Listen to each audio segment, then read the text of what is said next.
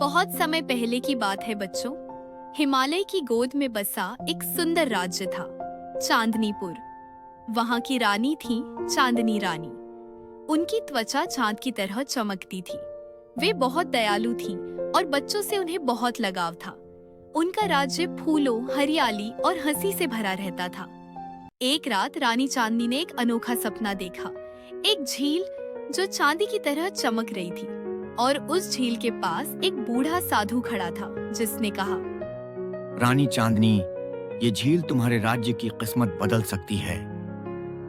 सुबह होते ही रानी ने अपने 3 खास साथियों को बुलाया।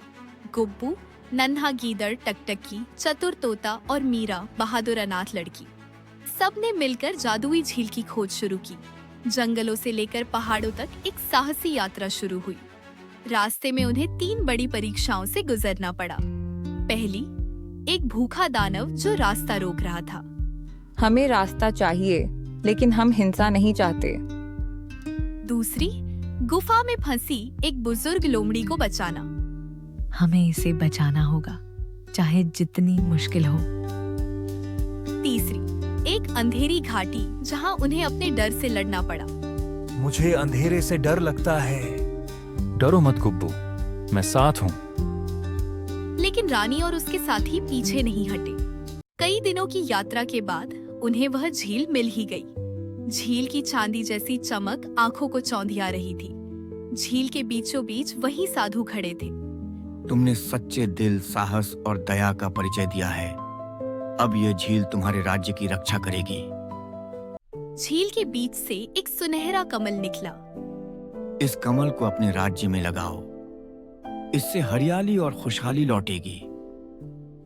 रानी ने कमल को हाथ जोड़कर लिया और सभी साथी लौट चले। चांदनीपुर में जब उस कमल को लगाया गया तो पूरे राज्य में हरियाली फैल गई। फूल फिर से मुस्कुराए, बच्चों की हंसी लौट आई। चांदनी रानी की जय। मीरा, तुम्हारे साहस और दिल की सच्चाई ने हमें रास्ता दिखाया है। आज से तुम हमारी राजकुमारी हो। गुब्बू और टकटकी को राज्य रक्षक बनाया गया। मैं अब रक्षक गुब्बू बन गया। और मैं हूँ टकटकी, रक्षक तोता। और बच्चों, इस कहानी से हमने क्या सीखा?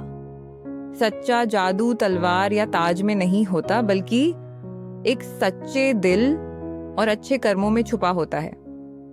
यही थी चांदनी रानी और जादुई झील की कहानी।